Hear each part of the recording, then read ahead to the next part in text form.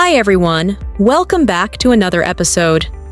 In this video, I'm going to let you know the ways to use Zelle for group payment and splitting bills. In order to use Zelle for group payment and splitting bills, you could follow these steps.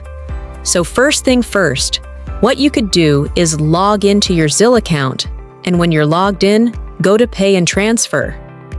Next thing you want to do is select Send and request money with Zelle. As you click on it, then you'll be able to see that select the people that you want to split the bills with. So you have to go ahead and access the contact. Next thing you want to do is enter the exact amount or the total amount to be split. Select the Review button, and confirm the split. Now, if you're using Zelle app, you could also split a charge from your checking account or a credit card activity to do this. So for that, you need to go to your account activity, swipe left on the charge you want to split and select Split. Choose or add the contact you want to split the charge with. This way, you'll be able to use Zelle for group payment and splitting those. That's all for this video.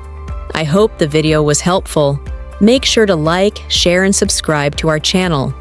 Thank you for watching. See you in the next video.